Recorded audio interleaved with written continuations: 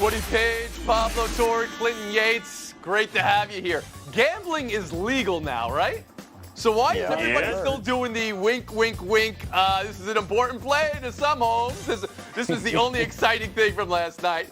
If you had the over, you just died seeing that 2-point go down. Steelers 26, Giants 16. Roethlisberger, 3 touchdowns in the return from elbow surgery. Clinton Yates around the horn to you. Is Ben back? And if Ben is back, are the Steelers back? The question is, what does back actually mean in terms of for the Steelers? Are you back to the team that could not get past the Jaguars in the AFC title game? Or are you back to the team that year started the season with a tie to the Browns? That's the question, because look, this team hasn't made the playoffs in a while. And just because Ben is completing passes and actually moving around the pocket decently well, or as some people would say, like a bear who just got shot by a tranquilizer gun, doesn't mean the Steelers are suddenly relevant. The person who actually was effective on this field for me the most was Benny Snell, who I told y'all back in Kentucky days was going to be a good pro. I like the way he paces that backfield. He is the guy that impressed me most. But I'm not getting too pumped about beating the Giants team. I just hope Benjamin can stay healthy on this field for a whole season. Woody Page, same question to you. Is Ben back, and does that mean the Steelers are back? Yeah, come on, Clinton. Give some Steelers love today. I mean, Ben Roethlisberger is gone for a year, and he comes back, and he has a successful game, and he throws 3 touchdown passes. He even runs for 11 yards. And he looks like the old Ben Roethlisberger, not an old Ben Roethlisberger. What about that defense and the job they did on Barkley? And the running game, I don't know how in the world you can't say that they've returned to at least looking like the glory that they had 2 or 3 years ago. And I don't care whether it's against the Giants or you and me. Well, you should care if it was against you and me. But Pablo Torre, how about you? Ben's return, or the Steelers back? Yeah, I reject Woody citing 11 rushing yards as the sign of anything. But I do lean in his direction on this because the old Ben Roethlisberger, Clinton, looked old. He always kind of looked like a bear who's been tranquilized. He always kind of looked partly mummified, but routinely he ends up throwing a bunch of touchdowns and leading a more than capable offense. And this Ben Roethlisberger did remind me of that dude who was lumbering around very stiffly that was somehow always good at offense. So the Steelers' offense is going to be fine. The defense, Tony, though, is the story. This defense is going to make these Steelers back in the ways that their fans actually want them to be, and that's really the bright spot for them. All right, so you can glean something from the defense that held Saquon Barkley to 6 yards. He had 8 negative runs. That's your New York Football Giants, Pablo. What's the deal with that? Yeah, I need to go like Goodwill Hunting here, Tony, and address Saquon. It is not your fault. It's not entirely your fault, at least, because those numbers are abysmal. They're humiliating. The only thing as big as his quads was my disappointment. All of that is true. But he was hit in the backfield 11 times.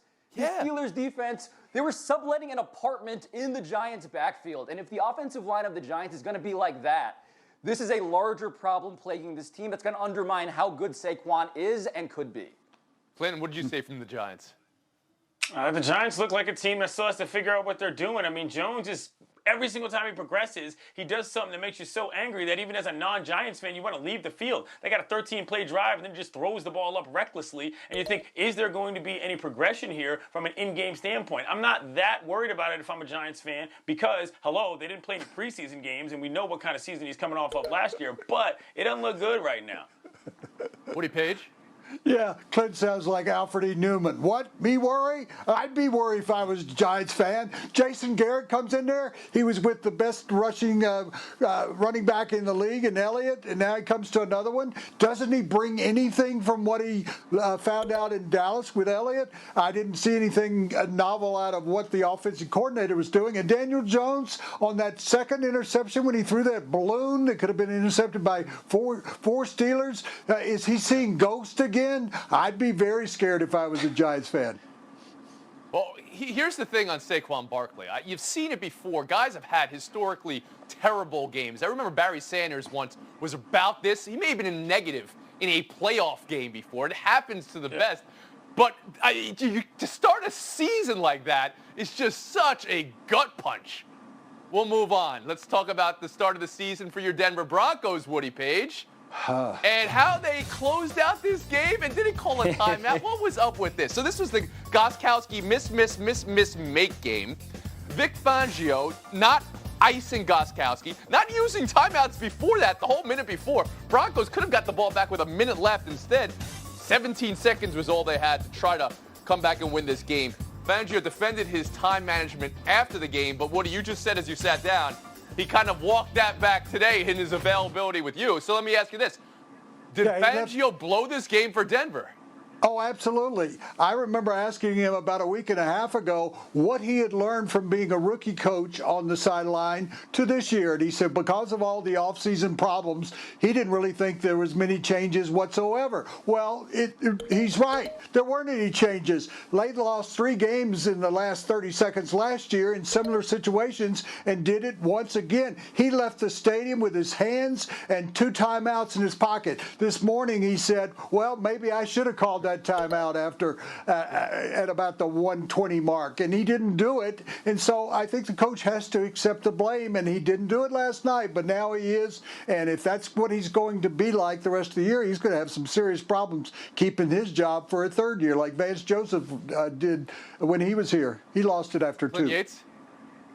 I don't have a super problem with the way that he went about it, but as a strategy overall, I don't like it when NFL coaches rely on other teams to make mistakes as a way to try to win games. It appeared as if he just assumed Gostkowski was going to miss another kick or that his defense was going to make a play, which is why they didn't need to try to get the ball back on offense with any time. However, they should have lost that game on that pass to the end zone in which the ball got dropped. So all of this is a wash as far as I'm concerned. Just not a smart strategy going into it and didn't show enough confidence in a team that has a pretty good makeup as far as I'm concerned and had a chance to win this game.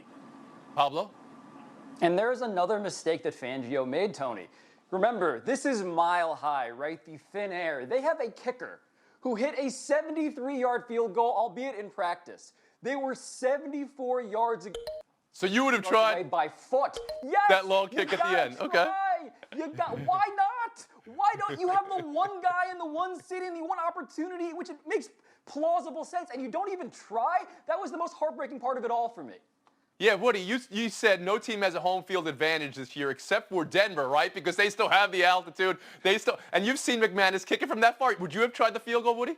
Well, if I'd have called the timeouts, I would have gotten him into range that is reasonable, 50 and even 60 yards. He's hit those kind of. But I think that it was just totally blown by the Broncos and specifically by Fangio because they didn't give themselves a chance to at least have the ball for a minute and a half in altitude. We knew that the Titans looked very tired. They hadn't had any preseason games, and they were ready to be beaten, and the Broncos didn't take advantage of it. Anybody on the Titans, Clinton Yates, the team you saw last year in the playoffs, did you see them last night? Yeah, but that's the thing. The team I saw last year in the playoffs was a team that was squeezing the air out of the football, grinding it out, and having to make field goals. When you're not making field goals, that's a problem. This is apparently Vrabel ball, which I don't have an issue with in itself, but they better figure that out. I realize Gostkowski's a Hall of Famer, and you're not going to cut him after week 1, although some teams did. But they got bailed out in a situation there where they're going to have to figure out, is this the only way we can play? Because it might not work sometimes. In this case, Hall of Fame? Hall of Fame. Okay.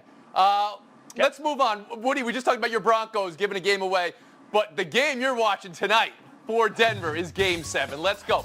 I have to mute you right now because you called this series over after Game 1. You bailed on your hometown team, but it's not over because the Clippers are collapsing in a way no team has ever. Back-to-back closeout games. They blew 15, they blew 19-point second-half leads, and the Nuggets have nerve. What's the one thing that swings a Game 7? Pablo Torre. I'm not going to Woody first. He called the series over. Pablo Torre, you.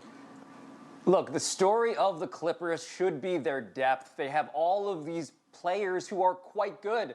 But Montrezl Harrell has been abysmal, 11 points in the last 2 games. Lou Williams, the other 6th man of the year that they have, the second one on their roster, also sub-mediocre. If those guys aren't going to hold their weight, the entire reason they were brought in to shore up that team when Kawhi Leonard and Paul George maybe aren't going to score 40 points in the same game together, if those guys can't do it, this is a massive, massive problem, of course. So this isn't about the stars for you? This is about the 6th men? This is about the rotation for the Clippers? How about you, Clinton Yates? I mean, look, Zubats has done a pretty good job filling in for Trez as far as I'm concerned. He's been on a milk carton, but overall, they shot terribly in the second half of Game 6, and Patrick Beverley fouled out, which is a serious factor in terms of what that team is able to do from a team defense standpoint. Look, if Doc Rivers doesn't even know what his own team is going to bring from night to night, as he said, I'm not exactly showing a lot of confidence in him, but this is why we say it's a make-or-miss league. They got to make more shots because they're a better team, and their transition defense gets them into their offense better. They just have to do that better. It's executing what's already there, not changing anything, in my opinion. All right, Woody Page, you've already called the series over, but it's not. And now your team, Denver, is in a Game 7. How did they get here, and can they make it 3 straight to win the series? Well, first let me say that to err is human, Tony. To mute is inhumane. So to get to your point, these guys are not aligning about the stars. You got to realize that there are 2 key guys to this game tonight. One is on the Clippers, and that's Paul George. He kind of just shows up, disappears throughout this entire bubble time in Florida. I think it's important that he has a big game because we know Leonard is. Leonard's going to go for 30 points and 11 rebounds. On the other side, Jamal Murray has got to help out the Joker. He is a guy who was scoring 50 points in the previous series. He's going for 14 points now. So I think if you're not talking about 6 men and 8th men, you're talking about 2 stars that must emerge tonight, and I think the Nuggets have an exceptional chance to beat the Clippers because the Clippers showed that they just can't play in the second half. All right, so then the answer for you is whoever wins that best-of-2 matchup, whether it's Murray and Jokic or whether it's George and Leonard, is going to win the game. And you're giving the Nuggets a puncher's chance, or are you picking them in the game, Woody? I'm going to go with the puncher. So you're not picking them. Pablo, Clinton, who you got? Give me the Clippers. I think the Clippers can figure this out because Doc Rivers isn't going to let them lose. All right, taking a break right here. When we come back, a puncher's chance for Woody Page and buy or sell. Celtics Heat in a league of big 2s and big 3s. These teams have full hands. Tatum, Brown, Walker, Smart, Tice, Butler, Bam, Dragic, Crowder, Robinson, Hero. And it's Spoelstra and it's Stevens. Clinton Yates, first to you. Who's the better team right now? I think the Celtics are the better team overall, but the Heat are the better team right now. And I've been talking about this kid a lot. I know we're talking about his clothes, but he's really been heating it up on the court. I joked and said he's the best white American player in the league, but he is. Tyler Hero is going to be very important to this series, and I think he's going to excel. And I think as a result, the Heat are going to win it. So you got Miami as the better team right now. Same question to you, Pablo. Better team right now. Yeah, give me the Heat. Give me Eric Spoelstra, Filipino Jackson. Give me the aforementioned Tyler Hero. Give me Duncan Robinson. The key to this series, Tony, can Tyler Hero and Duncan Robinson get off all of those 3-pointers against what has been, over the past decade, by far the best 3-point defense in the league? The Celtics are always so good at this. I think they can, and that's why I think the Heat are going to win this. This is the second series now, there's only 2 remaining in the NBA, where you guys are like, it's all about the 6-man and all about the rotation players. Yeah. Woody Page, who's the better team right now? Yes. Well, I'm going to go a different direction. The Celtics are the better team. They had 3 guys on the international team last year, but Jimmy Butler is the best player in this series, and we know that he would come and go with other teams. Well, he doesn't go anywhere except just continue to flourish with the Miami Heat. I think they have better coaching. They have a better general manager in that duel with Danny Ainge, and I think they have the better player, the best player that actually is going to make a difference in the series, Jimmy Butler. There we go. We'll move on. Buy or sell 2, checking in with Houston Rockets now that D'Antoni is not going to be coaching next year. A new coach and a culture reset is what the word is coming out of Houston. Rockets say, though, they're keeping Daryl Morey, general manager. Buy or sell, Pablo? I buy that Daryl Morey is staying. If it was not for the dynasty of the Golden State Warriors, we would regard him far differently. He's done an incredible job building this team. The culture reset, though, the culture is problematic because the owner is a problem. I don't trust Tillman Fertitta in terms of being a level-headed dude running this organization, and that's why I think this is all kind of rearranging deck chairs, because the owner might be the biggest issue of all. You lost the point there for a banned word. You know what it was. Don't use it again. But that line you had about Morey, if he was with the Warriors, repeat that again? If the Warriors did not overlap with Daryl Morey's tenure as a Houston Rockets general manager, we are talking about a guy who probably would have won NBA Finals. He had the misfortune of lining up with the dynasty. That's the only reason why he's not wearing rings himself. Clinton Yates, is that how you see it? No, the only reason why they didn't go over them is because Chris Paul managed to get injured the one time they had a pretty good shot. But how are you going to tell me that you're going to redo the entire culture if you don't get rid of the human who stated that the whole culture was to beat the Warriors entirely to begin with? I don't really understand what that means. What are you going to do if you're not getting rid of Morey to reset everything? Please explain that to me, Tony, like I'm 5, as they say on Twitter, because I don't get it. Well, I mean, it's possible Daryl Morey can play different styles of basketball. I mean, GM different styles of teams. Is it possible? We'll see. How about you, Woody Page?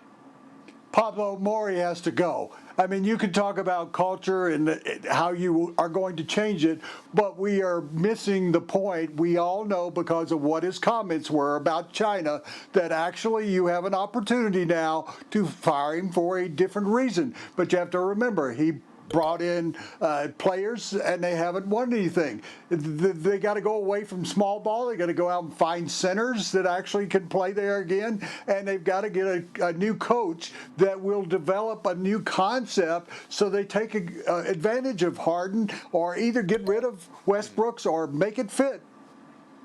Yeah. Clinton, the point is, you got to take a shot. And nobody took a shot like Houston took their shot. They went the other way, which is basically the basis of Morey's whole mindset. Well, he can go another way. It's possible. We'll move on. Buy or sell 3. Here's John Harbaugh after the win against Cleveland. 10 minutes left. Nah, I don't think so. That's not really. It's the National Football League, so if you look around the league, you'll see that not too many people are taking their quarterbacks out with 10 minutes left in the game in the National Football League. So, and that's historically true. Buy or sell Harbaugh, keeping Lamar in the game late in the blowout. Woody Page? I'm selling it. 10 minutes? Take him out. Oh, that's not the way they play in the NFL? That's common sense. When you got one of the 2 or 3 premier quarterbacks in the league, you're up by that much. Really, teams are going to come back. And guess what? It's not like baseball. If you took him out and they scored 30 points, you could bring him back in. I think it makes no sense, Coach. You're wrong. Glenn Yates? I'm buying the decision. I'm selling his explanation, though. If you want Lamar Jackson to be in the game, as I stated earlier, with no preseason games, this development matters as far as getting your reps underneath you. But you don't have to go around and tell everybody, well, do you see other teams in the NFL doing this? Who cares what the other teams in the NFL are doing? They don't have Lamar Jackson. You've got to manage him for yourself and for your team. And if you want to play him, just play him. I understand that. It makes sense. Pablo Torre. Harbaugh was sounding too defensive there. I agree with that. Probably not wise to have him in there, but what he's been doing, John Harbaugh, with the Ravens is taking Lamar Jackson out 4 times last year with 7 minutes to go when they're up 20 plus. So it's really a matter of degree. 10 minutes versus 7. It's far smaller a margin that we might think, although I think from now on we'll probably see less of Lamar Jackson in exactly those scenarios. Woody Page, it was never going to be a good day for you once you called the series, and is now in Game 7. Over after Game 1, but you did good to get 19 points for your scoring average. Say goodbye, Woody. Shock. Goodbye, Woody. Shock. Gambling Pablo here? Torre, Clinton Yates. Showdown next. How the Stars beat Vegas. They were outshot for the series. How they've run through the playoffs. They've been outscored the entire postseason. How they come to make the final after they started the year 1-7-1. Clinton Yates, how is Dallas doing what they're doing? 2 ways, youthful leadership and clutch pucks. Tyler Seguin's 28 years old. He's going to be in his 3rd Stanley Cup final, and that team has come back 12 times this season, including the postseason, and when they were leading in the down in the 3rd period, including twice to win series. I know that because I watch the pucks, not just because I asked Kalashaw when I think something's going to come on the show.